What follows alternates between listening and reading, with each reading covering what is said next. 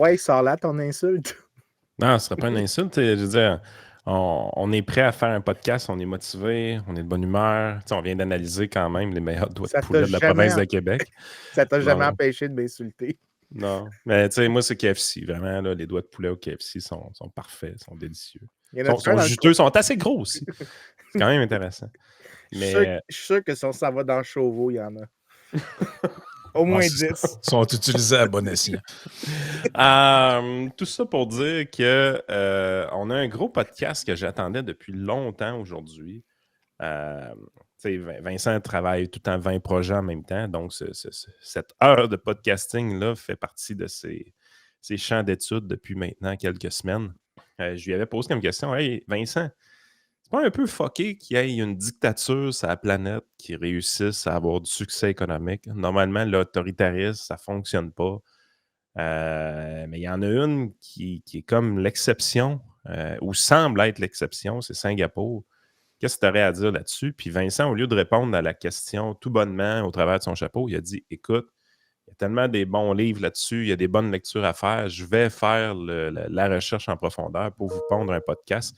Et c'est aujourd'hui que ça se passe. Donc, professeur On en avait Geloso. parlé brièvement là, à ce moment-là, on the spot, mais... Ouais, j'avais donné ma réponse ouais. intuitive, mais je pense que dans ma réponse intuitive, je m'étais trompé. Il y avait des choses que je prenais comme préacquis qui étaient clairement pas vraies. Mais aussi, c'est quelque chose sur lequel je travaille. Pour que les gens comprennent. J'avais en personne.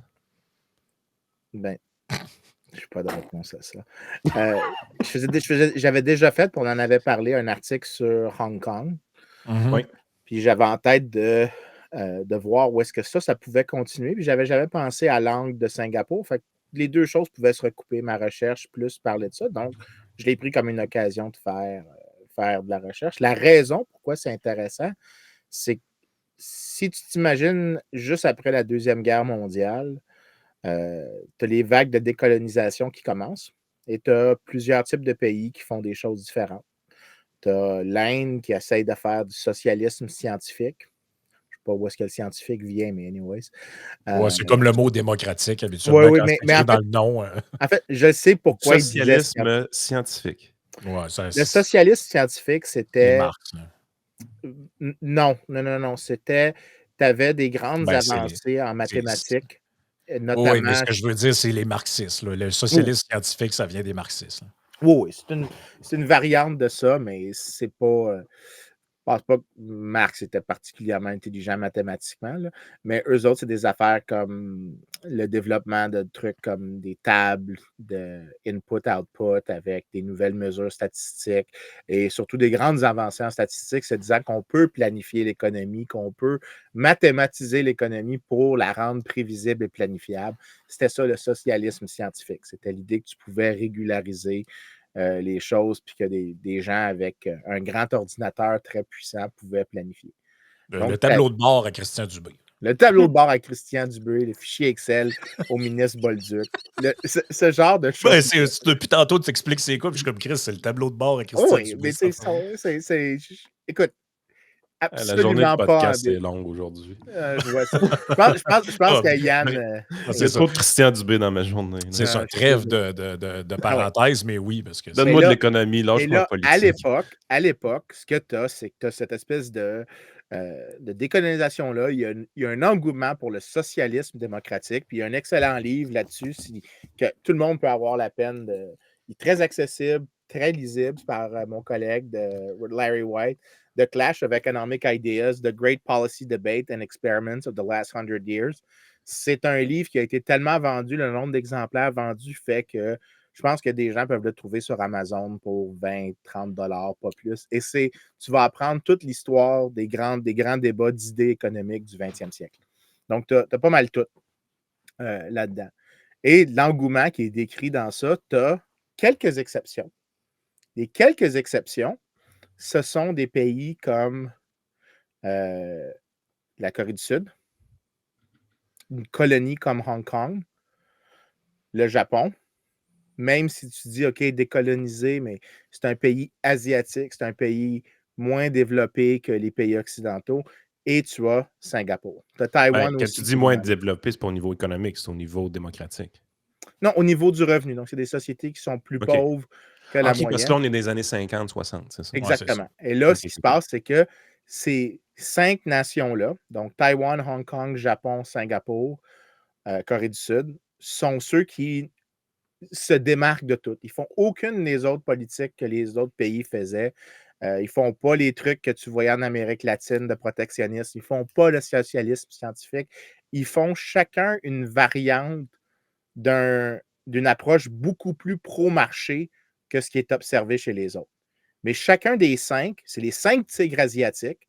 Donc, toi, tu pars de 1950, tu avances 40 ans plus tard. En Hey, ça fait longtemps qu'on 1990, n'a pas entendu parler des tigres asiatiques. C'est une expression qui était populaire, genre début 2000, on en parlait beaucoup avant que les BRICS ils sortent puis tout ça et puis prennent la place. Mais les tigres asiatiques, c'est quelque chose qu'on n'entend plus pantoute dans les médias. ben, c'est parce ils ont fait beaucoup de rattrapage. Fait que quand tu rattrapes des pays avancés, tu vas toujours plus vite.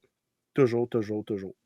Donc, quand on a commencé à les appeler les tigres asiatiques, c'était des nations qui avaient clairement montré la supériorité dans l'ensemble des politiques pro-marché.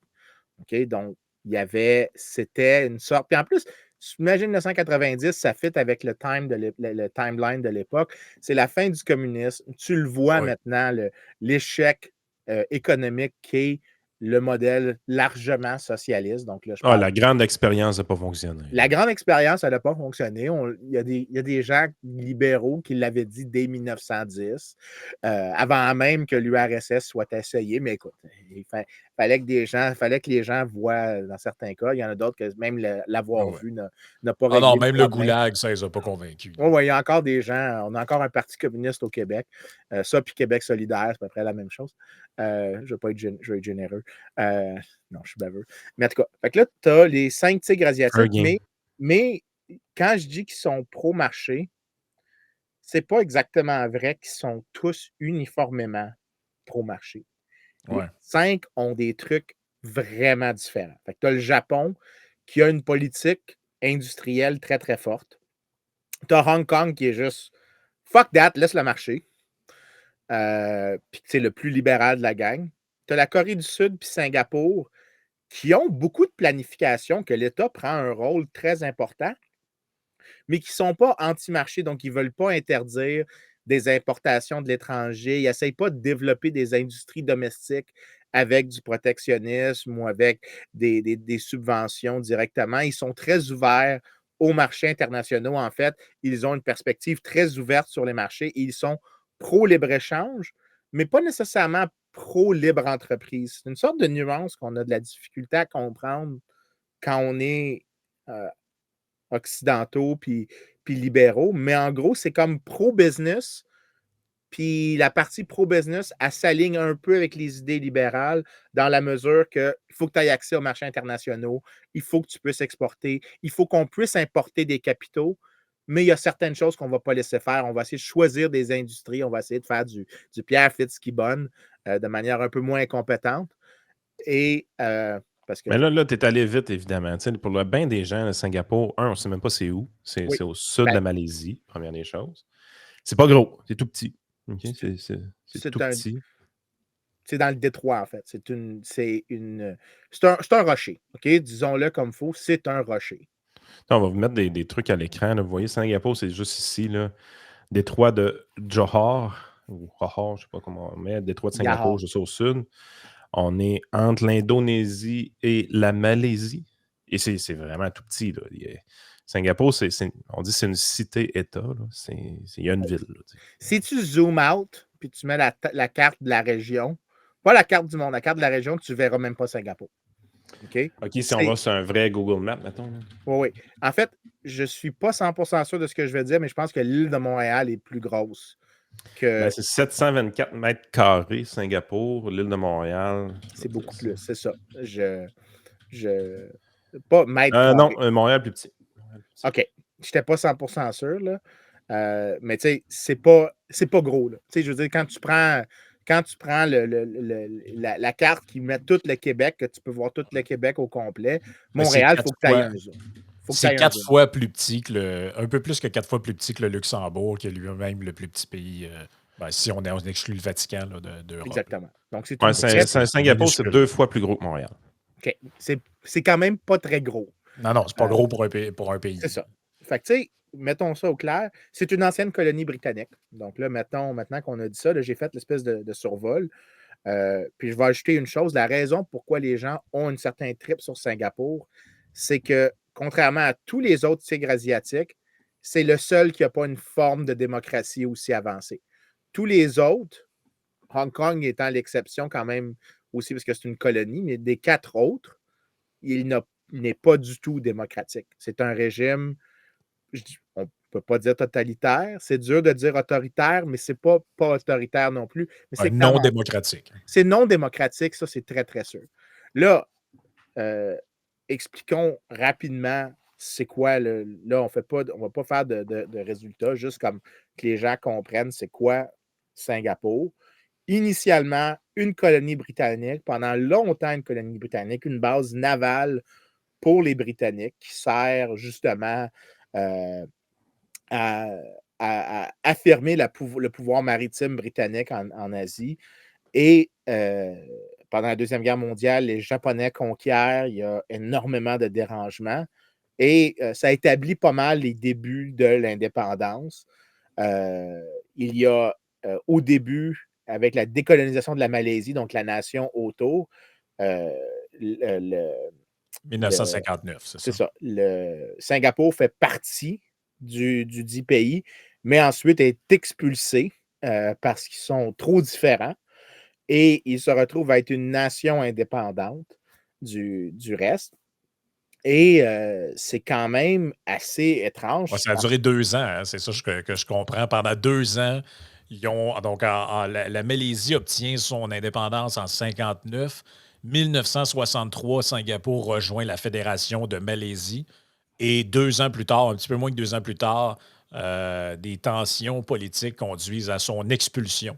Ce qui en fait un pays, à ce moment-là, une cité-État, un pays indépendant en 1965. Ce qui pourrait être 63 îles, Singapour. C'est mais comme géographie. Il y en a, je pense, 2 qui sont largement très habités, les autres beaucoup moins. Là, donc, c'est un petit archipel. Là, c'est comme dire que Hawaï a 5 îles, mais en réalité, il y en a 2 qui comptent vraiment. Les c'est ça. C'est le même type de choses ici. Donc là, tu as une indépendance qui est faite. Et là, avec l'indépendance, il y a un dilemme qui se pose. C'est quoi nos politiques publiques à nous spécifiquement? Et il faut comprendre, encore une fois, quand Yann a montré la carte, là, c'est une île. Une île, ça a rarement beaucoup de ressources naturelles à part du poisson. Du poisson? On mange du poisson? Des petits poissons. Fait que, tu peux devenir une version miniature de la Gaspésie. Je ne vais pas être méchant avec la Gaspésie, mais c'est pas mal. À moins d'être une très grosse île. Là, on s'entend, la Grande-Bretagne, c'est une île finalement, mais c'est assez immense pour qu'il y ait toutes sortes de ressources. Même Cuba, en réalité, il y a des ressources, quand même une grosse île. C'est juste qu'il y a un système complètement déficient. Oui. Mais en plus, il y a d'autres choses qui arrivent. Il y a un chômage élevé quand ça commence. Tu as encore les dommages de la guerre avec l'invasion des Japonais qui sont ressentis. C'est pas une nation très éduquée. Le taux d'alphabétisation est assez bas.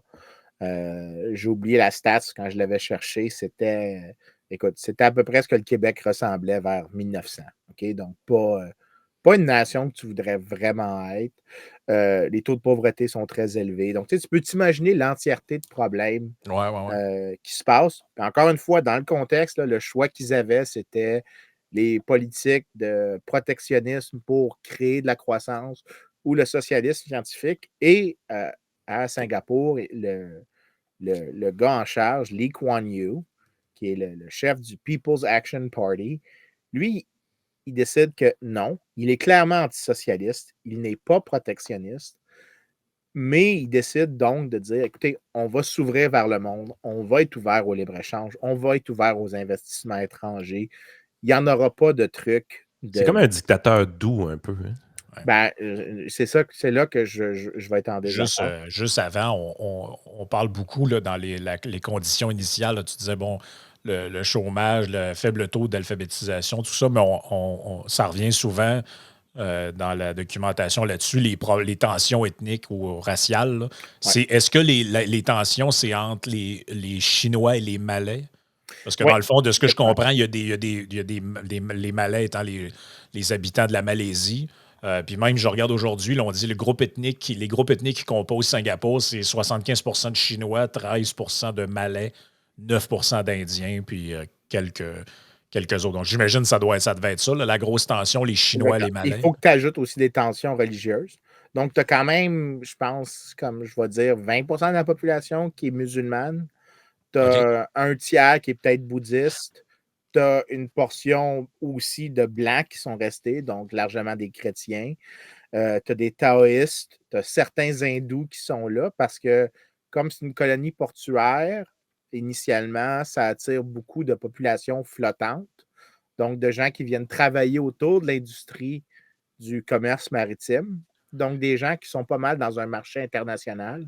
Tu sais, le Donc, bout de musulman, tu sais, ça vient probablement, comme en 1819, le Britannique Thomas Stamford Raffles achète pour 33 000 espagnols, pesos, l'île au sultan de Johor, ou Johor, je sais pas, ou Sen Shah. yeah, Fait que je suis pas bon, moi, avec ces correct. affaires-là.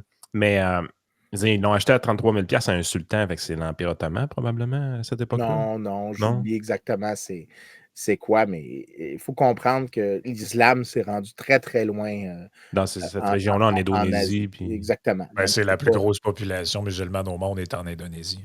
Si ma mémoire est bonne. En Inde, Indonésie. Ouais, C'est j'allais même pas dire dans le en Inde. Moyen-Orient. Je pense que c'est en Inde à cause que être genre 10% de la population indienne, c'est quand même 10 fois plus de gens qu'au Canada, mettons. Fait que, tu sais, c'est pas. Parce que J'exagère. l'Indonésie, c'est à côté, là, grosso modo. C'est pas si Exactement. loin que ça. J'oublie le make-up, mais là, tu n'as pas juste des temps. Quand je disais dans. Parce que je vous ai envoyé les notes de préparation, quand Frank a dit tension C'est en ethnique, Indonésie. je veux C'est dire vraiment en tension Indonésie. ethno-linguistique religieuse. OK? Ouais. Donc, toutes les lignes de salience qui existent entre les gens, elles existent là. Donc, c'est une population très hétérogène. Puis pour des économistes, généralement, des populations hétérogènes, ça veut dire que l'État a beaucoup plus de difficultés à satisfaire tout le monde. C'est difficile de faire des biens publics qui sont productifs parce que tous les groupes clashent entre eux. Alors que des populations homogènes, genre être la Suède, où est-ce que tout le monde est luthérien, tout le monde est blanc, tout le monde a les yeux bleus puis les cheveux blonds, mais tu n'en as pas beaucoup de fractionnalisation. C'est beaucoup plus facile d'arriver à un consensus sur les préférences politiques des gens. Comme des pays qui, historiquement, les clashs ethniques étaient tellement forts que c'était ingérable. C'est Afghanistan, Yougoslavie, des pays comme Oui, ça, c'est exactement. pas gérable carrément. Là. Oui, puis la fractionnalisation ethno-linguistique, si tu regardes la littérature là-dessus, c'est un bon prédicteur de mauvaise qualité d'institution et ensuite de mauvais développement économique. OK? Donc, ça, OK. c'est quelque chose qui, normalement, devrait causer problème. Mais le dude qui est en charge, Lee Kuan Yew, lui, il décide qu'il ne va pas faire toutes les affaires qui sont la mode de l'époque. Il décide que son People Actions Party, qui est probablement, oui, il y a de l'opposition, mais c'est un parti qui n'a pas vraiment d'opposition.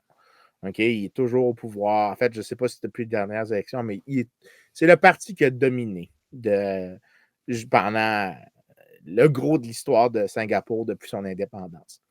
Donc, il n'est pas anti-marché, il n'est pas non plus pro-marché, donc il est ouvert vers le monde, mais comme il est très antisocialiste, il est prêt à s'ouvrir au commerce international, il est prêt à laisser de la place pour du capital étranger, il n'y a pas de mal-vue de la concurrence étrangère, mais il y a, à l'intérieur de ça, il dit qu'il y a des choses comme des valeurs asiatiques qui sont incompatibles avec beaucoup de choses qui sont présentes en Occident. En fait, il voit plusieurs aspects de l'Occident comme étant en perdition morale, étant incapable de gérer, que c'est souvent de l'hypocrisie. Et ce qui vient avec ça, donc son ouverture vers le monde, vient avec deux autres choses. C'est qu'il y a un paternalisme gouvernemental très, très fort. Et l'État-providence est très différent parce qu'il y en a un. Il est très différent d'ailleurs. Tu vois, là, la phrase que je la prends d'un livre qui vient pour les gens qui sont intéressés. Celui-là est un peu plus cher, mais c'est de Brian Chang et Donovan Choi, Liberalism Unveiled. C'est une sorte d'arguments libéraux pour qu'est-ce que Singapour devrait faire. La partie descriptive est très utile et dans la partie descriptive, il y a la phrase qui résume le régime. Work for rewards and rewards for work. Donc, tout l'État-providence est centré autour de l'idée que, ben, il ne faut pas décourager le travail, il ne faut pas trop taxer. Donc, work for rewards. Donc, tu vas être récompensé si tu travailles, si tu as une éthique de travail, si tu es au travail, si tu accumules du capital, si tu épargnes, il va y avoir des récompenses. Mais en même temps, si tu veux une aide, elle va être conditionnelle. Donc, tu as des programmes de réentraînement. Si tu veux aller à l'hôpital, oui, l'hôpital, il y a un financement public, mais tu as un ticket modérateur, donc il faut que tu participes. C'est pas vrai qu'on va tout te donner, il faut que tu fasses un petit peu d'effort dans tout. Donc, l'État est très différent de ce que c'est et il vient avec, quand je dis un paternalisme, comme il voit l'Occident comme étant incompatible avec les valeurs asiatiques, ben, il faut que l'État gère les comportements sociaux. Il faut limiter la liberté civile, il faut limiter les libertés sexuelles, beaucoup. Donc, pendant longtemps, il y avait de la criminalisation de certains comportements sexuels. Il y a Je une parle pas, genre, coercition assez forte à Singapour, je pense. exactement. Très, très fort, très, très, très sévère dans la lutte contre la drogue, par exemple. J'oublie les lois sur l'alcool, mais elles sont très, très sévères aussi pour décourager la surconsommation. Donc, tu as une sorte de paternalisme qui est très présent. Lee Et Kuan Yew, c'est un de tes partenaires de la London School of Economics? oui, c'était un diplômé de LSE, ce qui rend, soit dit en passant, l'autre nom que LSE avait, c'était London Socialists and Egalitarians pendant longtemps, parce que la joke, c'était que LSE entraînait tous les dictateurs socialistes de l'Afrique et de l'Asie. T'es sérieux? Ben non, pendant longtemps, la LSI, en fait, la LSI est fondée par Sidney et Beatrice Webb, qui sont deux des grands socialistes du 19e, 20e siècle, qui défendent ce qu'on appelle le socialisme fabien, la stratégie qu'il faut que graduellement tu crées un petit peu plus de socialisme, qu'il ne faut pas que tu fasses des grandes batailles, il faut que tu fasses des petites batailles que tu vas gagner systématiquement jusqu'à ce que l'ennemi capitaliste soit démoralisé et abandonne. C'est ça le socialisme fabien. Et la LSI est fondée. J'allais faire un autre parallèle québécois, mais je vais m'arrêter là. Tu peux t'arrêter là. On sait tout où est-ce que tu t'en vas, puis tous les auditeurs savent exactement ce que tu veux dire. Mais en gros, la LSI a toujours été initialement beaucoup plus à gauche que les universités moyennes. Malgré qu'elle est très ouverte d'esprit, que c'est très facile d'avoir des libéraux là. Hayek a été là pendant très longtemps. C'est quand même une université qui a entraîné une part disproportionnée de socialistes. Et c'est pour ça que Lee Kuan Yew, antisocialiste qu'il est, c'est assez intriguant qu'il soit sorti de la place la plus socialiste de toutes les universités britanniques dans le monde. J'ai toujours trouvé ça un peu étrange. Mais oui, c'est un de mes co-alumni, ça serait le bon mot. T'as le droit. C'est pour ça que tu as des petites tendances à gauche, pareil. Je te garantis que c'est pas toutes les tendances à gauche que j'avais avant d'aller à LSI ont été beaucoup atrophiées par la LSI. C'est ça que ça fait. Ça a causé des dommages, en fait. En tout cas, laissons ça de côté. Mais tu sais, on pourrait, mettons, penser, quand tu dis un paternalisme en matière de comportements sociaux, tous les trucs que tu décrivais, c'est des choses qui ont prévalu en Occident, mais avant. Oui, T'sais, pendant la longtemps. répression de l'homosexualité, les trucs sexuels, ça a prévalu en Occident jusqu'à il n'y a pas si longtemps que ça. Le contrôle, la moralisation de l'alcool. Je veux dire, on a fait 2 podcasts sur le rapport annuel des États moralisateurs. On l'a vu, là. Il y a beaucoup, beaucoup de paternalisme sur ce qu'on appelle la gestion du vice, là. Ouais. Puis il y a ça, je veux dire, il y a ça aux États-Unis, il y a ça au Canada, l'État qui veut encadrer le jeu, l'alcool, la drogue, évidemment, la prostitution, tout ce qu'on peut appeler. Fait que, tu sais, ce que tu veux dire, dans le fond, c'est que c'est vraiment plus prononcé à Singapour pour en faire pour en faire un point à soulever, parce que, tu sais, dans le fond, c'est comme plus une différence de degré qu'autre chose. Là. Oui, c'est très extrême. J'essaie de trouver dans le livre de On dit Chang and ici, Choi. Lee's premiership was described as authoritarian by the Western world or as a sort of guided democracy by scholars. Il est quand même élu comme premier ministre en 1959 pour quitter le poste seulement en 1990. Ça nous fait quand même un bon 31 ans. C'est quoi, qu'est-ce qui se passe pour garder le gars de 31 ans au pouvoir? Les élections sont arrangées ou Non, c'est plus qu'il c'est est vraiment des capable. élections, en fait? Écoute, les dés sont clairement pipés, mais il est aussi capable de générer énormément de consensus, notamment dans les politiques publiques qu'il fait. Il les aligne beaucoup sur quand il parle des valeurs asiatiques, là, parce que c'est vraiment dans les discussions du People's Action Party, son parti à lui. Il parle clairement de valeurs asiatiques et ça s'aligne très bien sur les croyances généralement partagées, donc il ne dévie pas. Mais aussi, la croissance économique est assez forte quand même pour Singapour. Ça rend Le les gens heureux. développement se fait et il y a tu mélanges de piper les dés plus des conditions plus ou moins positives. Son régime était assez confortable. Tu sais, on peut aussi Ouais. souligner que c'est quand même aussi assez fréquent quand tu regardes, puis là, j'ai un scepticisme à l'égard de cette littérature-là, mais le fait empirique est assez régulier, que je vais le dire.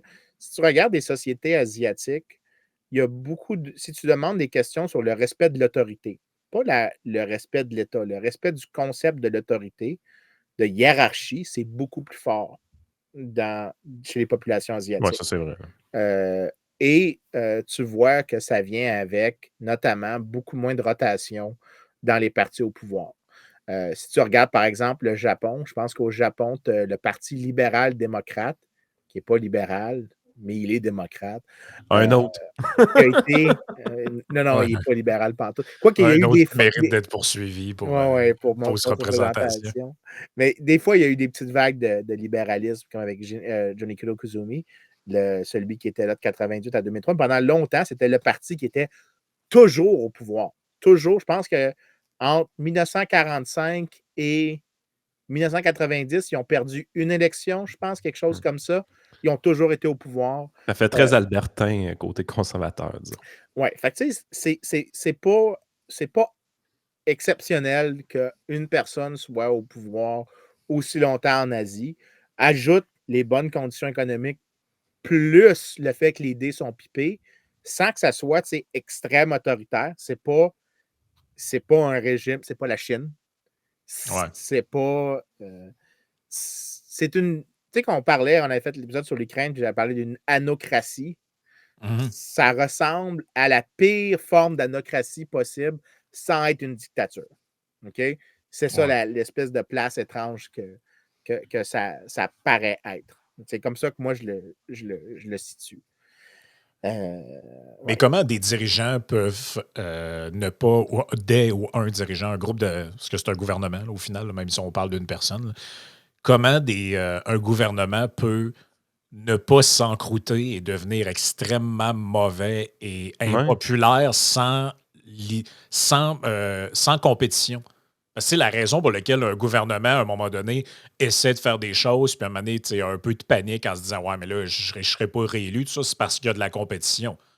Et on le voit un peu, on le voit un peu mettons, pas faire de politique, là, mais dans le contexte qui est le nôtre au Québec, on le voit ce que ça a fait. Tu as élu un gouvernement sans aucune compétition à 90 députés, puis 2 ans après, ils sont déjà complètement déconnectés de la réalité et les gens ne veulent plus rien savoir.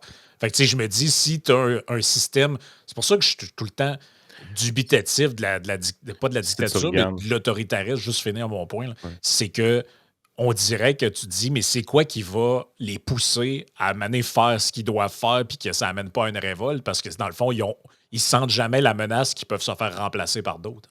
L'élection de 2020, People's Action Party, donc le parti qu'on parle ici, 61% du vote, 1,5 million de votes, 83 sièges. C'est à peu près toujours ça qu'ils font depuis genre les années 90. Workers' Party, 11% du vote, 10 sièges.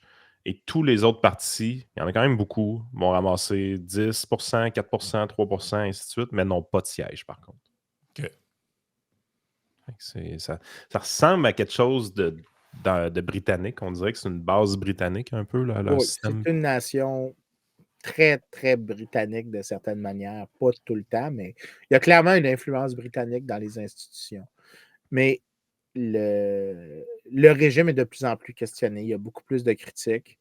Et le régime, justement, je te dirais que, sans dire qu'il va s'effondrer, mais les pressions des réformes pour des réformes plus sérieuses, notamment d'une ouverture, ont commencé à augmenter depuis, disons, 1995-2000. Où est-ce que. C'est sûr que le parti numéro 2, ça a l'air très communiste, on s'entend. Là. Oui. Boy. Ça, c'est la principale compétition au parti en place. Ouais, ça fait un peu chinois compatible. Là. Le more left-wing Labour Front, ouais. C'est les genres de Mélenchon, là, finalement, de la place. Là. Ouais, Un marteau moderne. Non, mais c'est sûr que si tu es dans un pays presque unipartite où il y a une propagande anticommuniste d'État ou antisocialiste, c'est sûr qu'un parti de même ne peut pas prendre facilement le pouvoir, là, même s'il y avait un appui grandissant dans la population. Fait que peut-être aussi que les gens là-bas ont été assez bien conditionnés pour dire ben ceux qui sont là, c'est quand même. C'est pas l'idéal, mais l'alternative, c'est des communistes. Fait que je vais quand même voter pour eux autres. Là. Peut-être, je sais pas, je connais pas assez Ça peut être ça. Je n'ai pas regardé tant le electoral competition, plus que les discussions qui ont lieu. Là-dessus, je me base largement sur le livre de Choi and Chang, mais aussi parce que Choi, c'est un ami à moi, donc j'ai énormément confiance en son opinion, puis j'y ai posé des questions. Donc, en fait, il m'a aidé pour un de mes articles dans le passé, puis c'est un gars absolument, absolument brillant. Et il dit que oui, il y a une résistance qui est de plus en plus forte, notamment parce que le régime, puis on est en train pas mal de se diriger vers les résultats avant. Il faudrait qu'on parle un peu des politiques publiques, là. Ouais. Mais dans les résultats, depuis 1990, parce que quand j'ai donné les dates au début, c'était pertinent, les dates que j'avais choisies. C'est que depuis 1990, c'est plus aussi époustouflant que ça a de l'air. Les gens, quand ils ont l'idée, quand la manière que Yann avait présenté ça, Yann fonctionnait dans l'espèce d'image de pré-1990 que les gens ont stické. Puis moi aussi, je stickais là-dessus parce que je n'avais pas updaté mon information. Un peu comme quand on niaise les Québécois qui continuent de se comparer avec l'Ontario sans remarquer que l'Ontario, c'est devenu l'homme malade du Canada. On est resté avec une mauvaise Il y a des image. communistes qui font ça, des fois. Oui, j'en connais un qui est très populaire. De moins en moins. Ouais, de moins en moins. Parmi les membres de la CAQ, il est très populaire. Au moins un tiers des membres de la CAQ l'aiment. Au moins. Fait que finalement, ce que tu es en train de dire, c'est que la perception qu'on avait, en tout cas que plusieurs gens avaient, c'était la mienne aussi, de Singapour, c'est un peu comme si des gens étaient restés fixés sur genre le Japon des années 70 qui copie les produits américains. Puis là, tu dis, ouais, mais le Japon, c'est plus ça aujourd'hui. Là. C'est rendu une autre économie. Là, fait que c'était une vision comme des années 90 un peu qu'on avait encore de ce pays-là. Là. Exactement. Écoute, tu as super bien résumé. Puis, il faut comprendre que aussi, quand les gens regardent le PIB per capita de Singapour, il est très élevé. Okay? Il n'y a aucun doute que c'est un PIB très élevé, mais c'est aussi une société très inégale. Donc, tu as des gros, gros gaps. Fait que si tu essaies de dire c'est quoi le standard de vie mettons, du bas 90%, c'est pas aussi impressionnant. Mais là, tu prends tout ça, c'est quoi que les politiques qui ont fait? Ben, puis ça va te permettre de comprendre pourquoi 1990, c'est probablement la date la plus importante pour pourquoi il y a la méperception. C'est que Singapour, comme il s'est ouvert, en fait, la politique d'ouverture, ça a été très clair. Les investissements étrangers peuvent rentrer, les firmes étrangères peuvent rentrer, mais on va aussi ajouter à tout ça des fonds souverains qui vont essayer d'amener des capitaux justement pour les diriger dans certaines industries. Donc, il y a ça. Donc, c'est moins de la dette, c'est plus de la... C'est comme le truc de la Norvège que tout le monde parle ou celui de l'Alberta, le Heritage Fund. C'est la même chose. C'est le même type de logique qui est faite. Et il y a une tentative de faire du Fitzgibbonisme, d'essayer de choisir des industries. Et ils ont quand même. J'aimerais tellement que ça devienne un vrai mot en économie, qui fasse autorité. Du Fitzgibbonisme. Ça n'a pas le temps de niaiser. Le gars aussi, il va me faire chier. Mais de l'argent, je m'en sac. Tu l'as, ça n'a aucun sens. Anyway, il y a ça et il y a aussi énormément d'efforts pour promouvoir l'éducation. Donc, il y a énormément d'investissements qui sont faits en éducation. Puis, bien sûr, il y a le paternalisme dont on a parlé. Mhm. Mais ça explique pas mal pourquoi Singapour a une grosse croissance. Parce que en économie, tu as deux types de croissance que tu peux avoir. Tu peux avoir une croissance qui vient d'augmenter ta productivité. Donc, tu augmentes en fait ta technologie. Donc, la quantité de travail puis la quantité de capital que tu as ne va pas être importante. C'est-à-dire que tu vas augmenter l'efficacité de peu importe ce que tu as. Donc, c'est comme si j'ai un ordinateur puis une machine, mais parce que j'ai une meilleure technique, je produis 2 fois plus avec les mêmes intrants. Ça va générer de la croissance. Ça, c'est l'idée que l'innovation génère de la croissance. Ouais, c'est Israël style. Là. Exactement. Et puis les fonds souverains là, sont juste gigantesques à Singapour. Là. Oui. Hey, c'est un pays de 5 millions d'habitants. J'en ai un ici qui a 630 milliards de dollars dedans. Oui, je pense que c'est plus gros que Teachers même. C'est plus gros que la RRQ aussi. Mais il y a aussi le Fonds national de la pension, le Central Provident Fund, qui lui a 400 milliards dedans. Je dis ça de même, mais l'économie du Québec, c'est moins que ça. Puis, écoute, giving an estimated asset under management pour Singapour de 1,77 trillion, fait que c'est l'équivalent de 1770 milliards. Tabarouette, man, il y a donc bien de l'argent dans ces fonds souverains-là. C'est plus gros qu'en Norvège. C'est des grosses affaires, là. C'est pas des peanuts. Surtout pour un aussi petit pays, là. C'est vraiment pas négligeable. Mais l'autre type de croissance, puis ça tient très bien avec l'idée des fonds souverains. L'autre type de croissance, c'est que tu peux juste rajouter du capital. Si tu rajoutes du capital, puis tu es une société qui a peu de capital, imagine la perspective du gars qui détient du capital, puis qui est, disons, un Canadien qui veut investir à Singapour. Si j'ajoute une unité de capital de plus au Canada, les Canadiens ont déjà beaucoup de capital, le rendement sur cette unité de capital-là est très petit. Par contre, si j'amène la machine à un dude qui est au milieu de Singapour, qui n'est pas très productif, je peux comme doubler la productivité. Ça, c'est bien plus intéressant comme rendement. Donc là, tu vas avoir beaucoup de croissance juste d'ajouter du capital par chaque unité de travail que tu as. Donc, de mettre plus de machines, plus d'équipements par personne qui est présente à Singapour, tu vas avoir de la croissance. Tu vas avoir de la croissance énormément. Tu vas peut-être en avoir même qui vient un peu avec l'innovation si, par exemple, tu vois les étrangers arriver, puis là, tu es exposé à des nouvelles idées, donc tu adoptes les nouvelles techniques que tu observes. Donc, ça, c'est un peu comme le terme qu'on utilise, c'est leapfrogging. C'est-à-dire qu'au lieu de passer toutes les autres étapes de développement technologique, tu dis, je vais juste copier la plus récente que je vois de l'autre personne, mais je ne suis pas en train d'en développer des nouvelles. Je suis juste en train d'adopter des nouvelles choses. Et jusqu'à 1990, c'est ces types de croissance-là, le leapfrogging puis l'accumulation de capital qui expliquent pas mal la croissance de Singapour. C'est ce qui explique, en fait, la quasi-totalité de la croissance. Parce que quand tu regardes l'autre type de croissance, la croissance qui vient de l'innovation en soi, là, Singapour performe comme de la merde. Si Frank, tu veux montrer, je vais montrer le premier graphique, tu peux voir immédiatement que c'est très, très décevant. Ça en plus gros pour qu'on puisse voir comme il faut. Et je vous partage ça. OK. Là, je vais même le grossir encore un peu. Oui, si tu peux le grossir un peu. Donc là, je vais commencer à expliquer.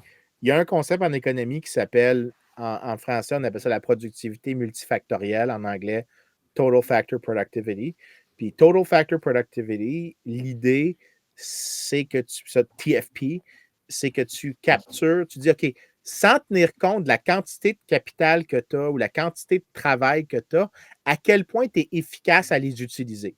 Fait que je peux avoir de la production, je peux comme, il n'y a comme pas d'unité en soi.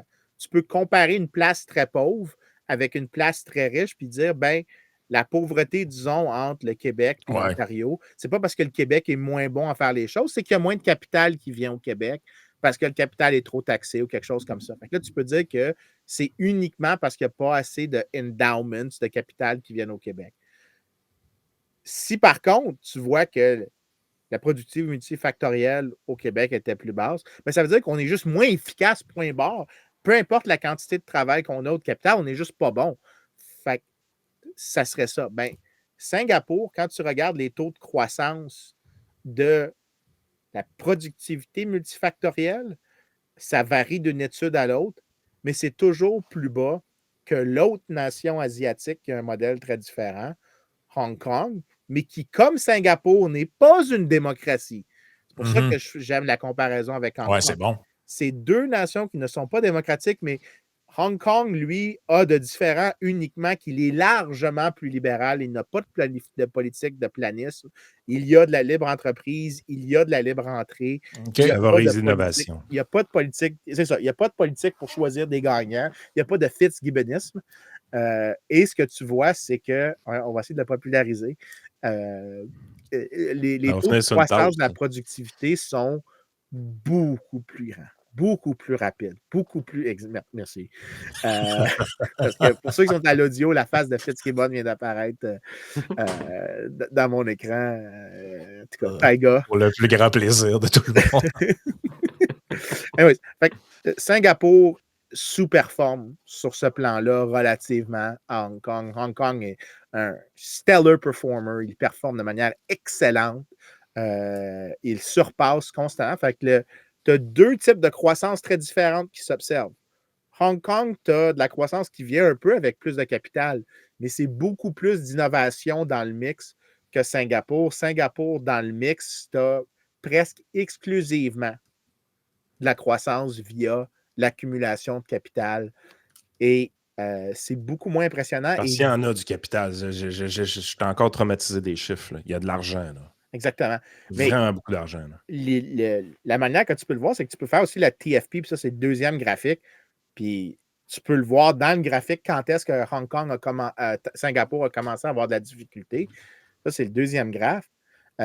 Tu peux le comparer aux États-Unis. Fait que c'est quoi la productivité de ces deux pays-là relativement, disons, aux États-Unis?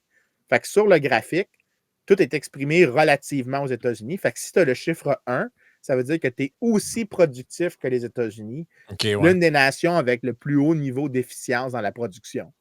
Ben, donc, le benchmark, entre guillemets, est là. On voit que Singapour, bon, ben, il rattrape. Oui, rattrape, mais c'est ça, hein, tu as raison. On le voit même, là, le début d'un quand même un déclin là, à partir de la fin des années 80. Ouais, 85 semble être comme le début de quelque chose. Là. Un déclin il y a une légère remontée. Un déclin relatif. Fait que oui, Singapour continue d'avoir des petits gains chaque année, mais les États-Unis sont toujours nettement plus vite.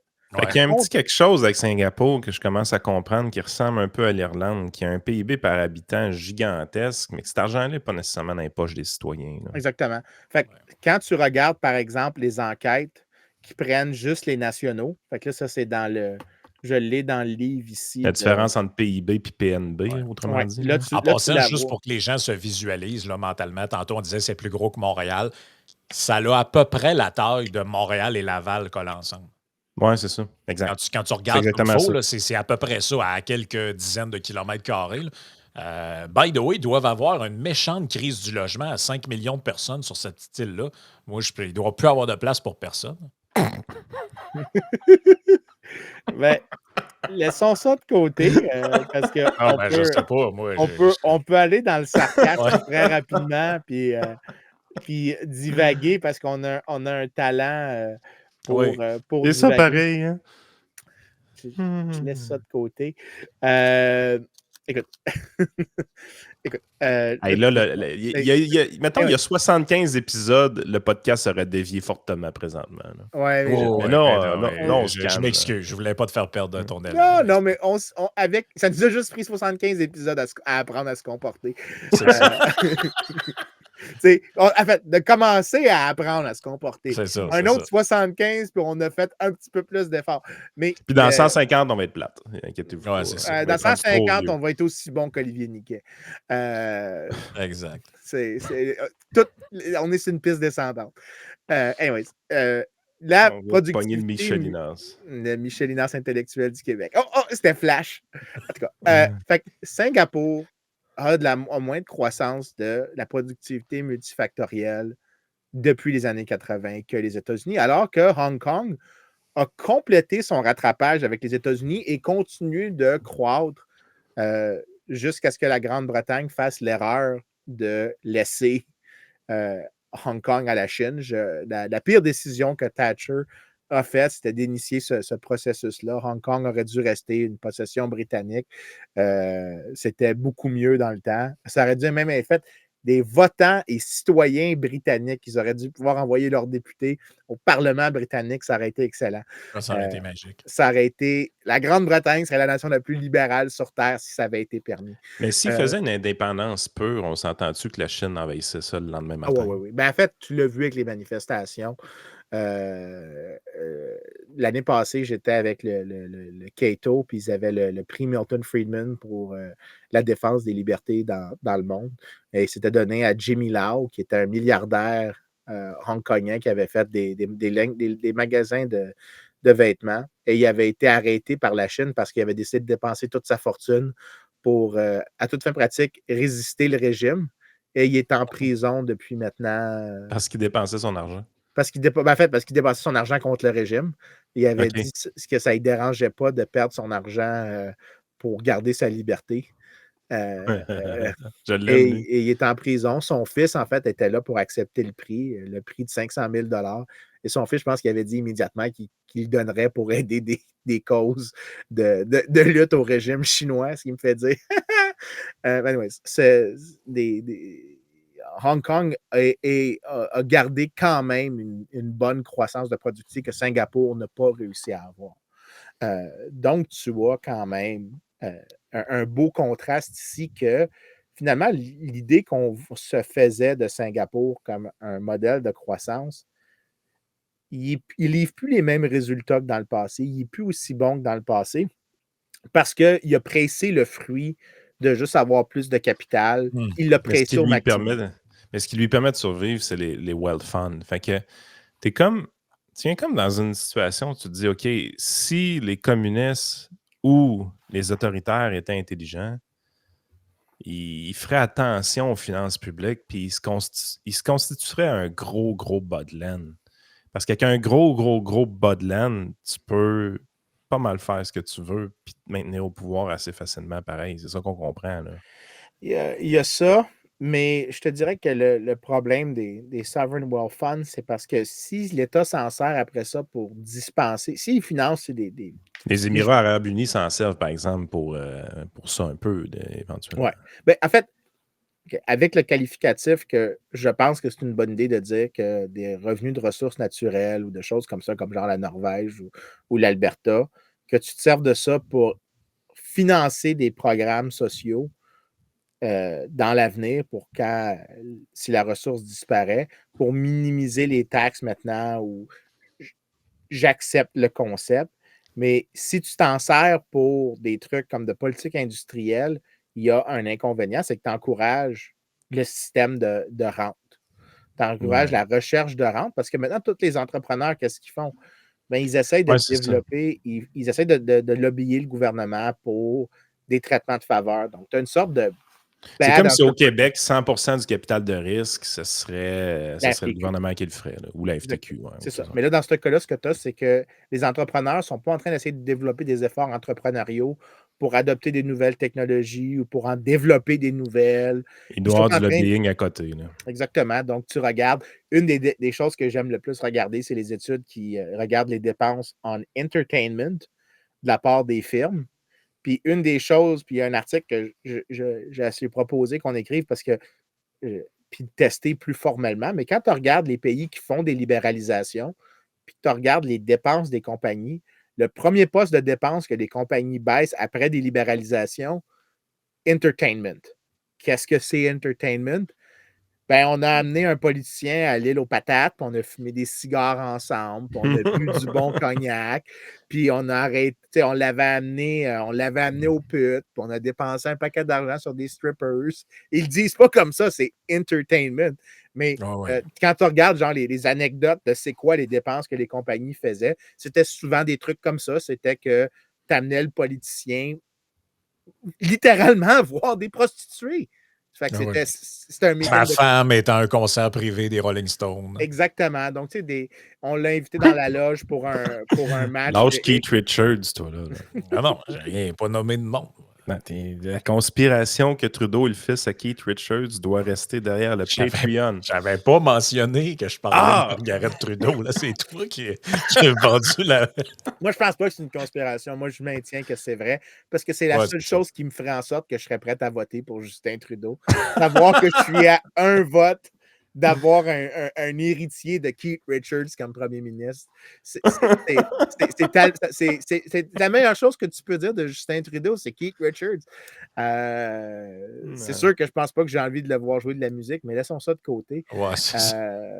Mais là, ce que tu fais, c'est que tu es en train d'encourager du bad entrepreneurship et tu le vois notamment, une des choses qu'il y a beaucoup qui se fait dans. L'innovation prend le bord dans ce temps-là. Exactement. Donc, tu déplaces tes dépenses pour un autre type de dépenses, c'est-à-dire les dépenses de recherche et développement, d'innovation.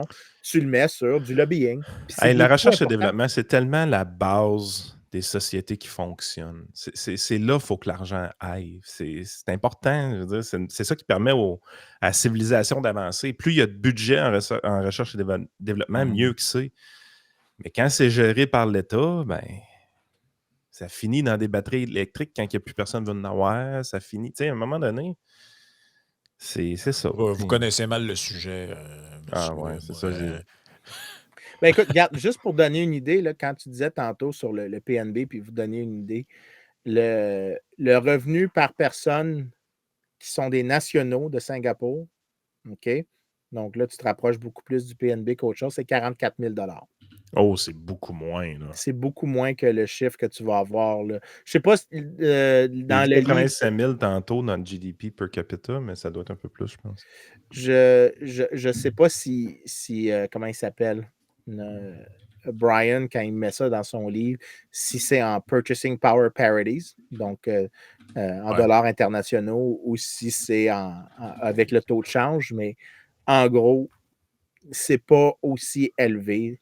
On est à 84 000 sur Google, en comparaison de 50 000 pour Hong Kong et 33 000 pour le Japon. C'est ça. Fait que là, c'est là que tu as vraiment un gros rôle de la différence entre GNB et PIB, qui peut rentrer la même chose, by the way, avec l'Irlande et tout ça.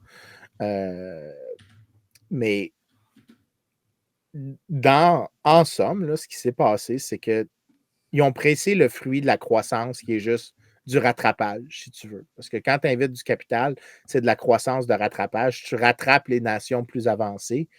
La croissance, quand tu es une nation avancée, tu peux juste avoir de la croissance en ayant plus d'innovation. Ben, Singapour est au point où il n'est plus capable d'avoir de la croissance de rattrapage. Il doit innover et il n'est pas aussi bon qu'ailleurs. En fait, il continue de piggybacker sur d'autres personnes. Donc, il est toujours en retard sur tout le monde. En Purchasing Power Parity, c'est là que tu es à 148 000. Oui. Mais, en fait, ça veut dire que Brian, probablement, il ne le met pas en Purchasing Power Parity. Probablement qu'il le laisse en USD pour arriver au 80, le 84 que tu dis, puis le 44 que moi je dis de son livre. Fait que tu sais, c'est quand même assez décevant, en fait, Singapour. Puis la raison que je pense que c'est pertinent, c'est que ça revient tout le temps avec ce qu'on disait, tu sais, quand on parlait du moteur roux. Pour ceux qui se rappellent qu'on a fait les épisodes sur les réussites de l'État. Puis ils vont toujours en trouver une qui vont nous mentionner parce qu'elle était exceptionnelle. Ben, une horloge brisée a raison une fois par jour. Un cochon aveugle peut de temps en temps trouver une noix.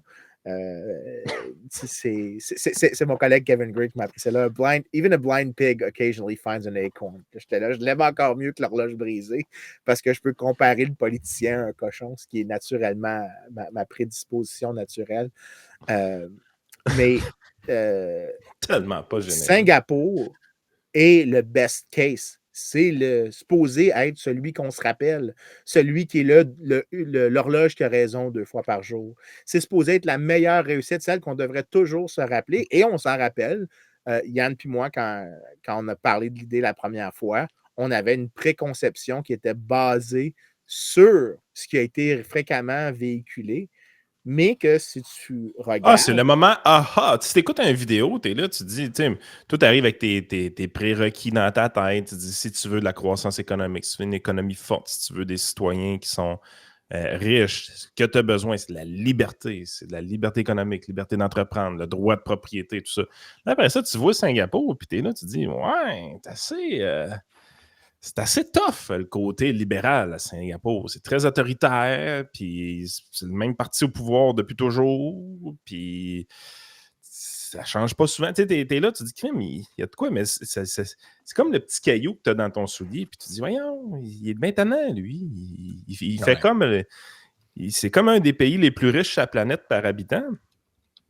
Puis de l'autre côté, il fait absolument pas la recette pour être un des pays les plus riches sur la planète. Là, c'est pas le Liechtenstein. Là. C'est pas ça pantoute, là, ce qui se passe à Singapour. Là. exactement, puis je pense qu'en plus, tu peux rajouter que le, le point que j'essaie de dire, c'est que c'est pas aussi impressionnant que ce que c'est. Puis c'est supposé être le plus impressionnant de l'argument d'un État qui fait de la planification. Puis il compare même pas avec son plus proche comparable, je pense, c'est Hong Kong. Hong Kong est son plus proche comparable dans le sens qu'il n'est pas démocratique, mais malgré le règne chinois, soit dit en passant, Hong Kong demeure plus libéral dans les politiques publiques que Singapour. Tu peux le voir dans les indices de liberté économique. Dans les indices de liberté politique, les deux sont à peu près équivalents.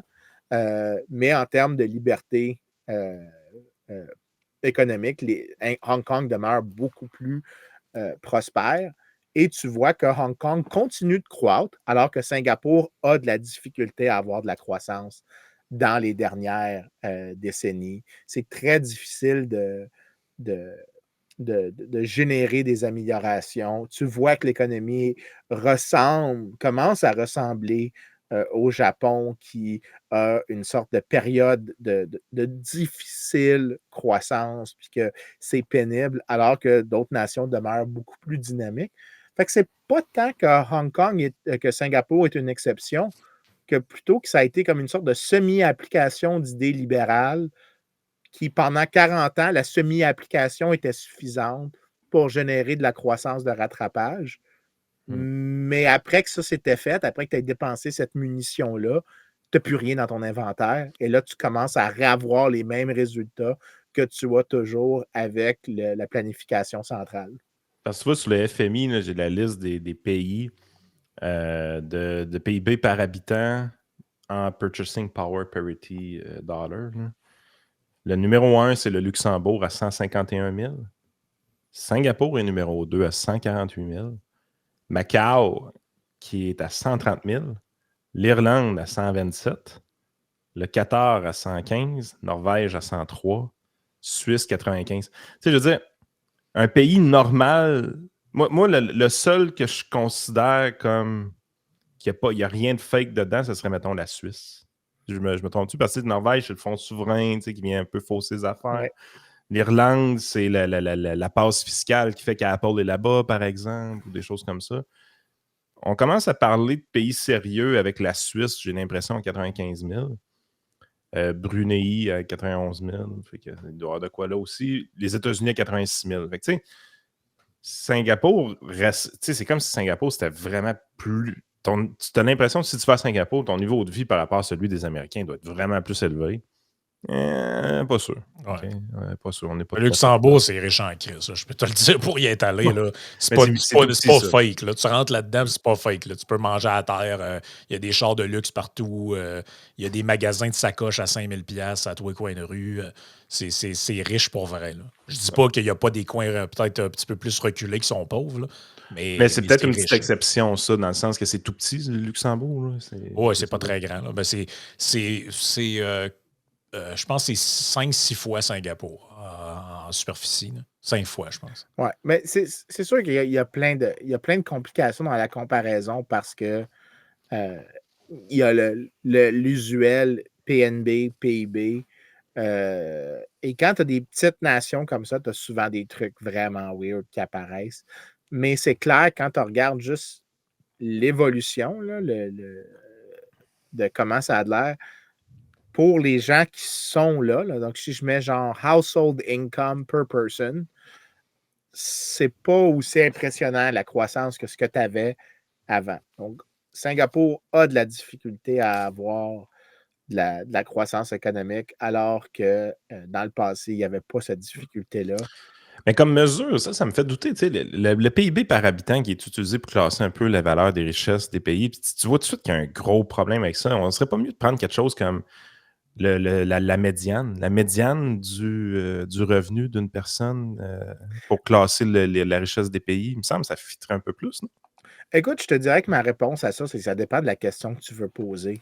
Ouais. Si tu veux, quand tu prends le Fait que quelqu'un de PIB, la classe moyenne, c'est où est-ce que c'est le mieux vivre, autrement dit? Je pense que Singapour, c'est overrated, là, de ce qu'on ouais, comprend. ouais, moi j'irais avec ça. Mais tu sais, la réponse que j'ai à comment je te le dirais, c'est que si tu veux juste mesurer la quantité de choses qui sont produites à Singapour, prends le PIB. Là, puis généralement, pour une grosse nation comme le Canada, ce qui est produit au Canada, ça ressemble probablement beaucoup avec ce qui est, voyons, ce qui va être consommé par les Canadiens. Parce que l'idée, en gros, ce qui nous intéresse véritablement, c'est qu'est-ce que les gens peuvent consommer, c'est quoi leur capacité d'acheter des biens et services. Alors que dans Qui un est petit plus près pays, du confort. Là.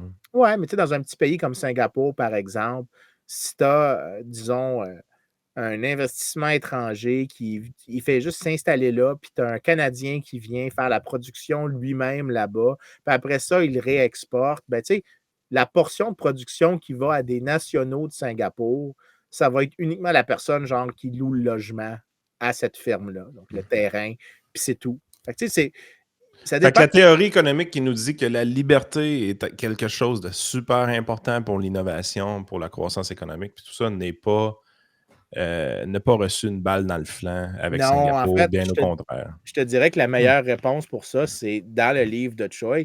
C'est pour ça que moi, je parle tout le temps de mobilité sociale, puis que la mobilité de revenus est particulièrement beaucoup plus importante. Singapour, parmi les gens qui sont nés à Singapour et qui continuent de vivre à Singapour, la mobilité sociale, elle est très, très basse.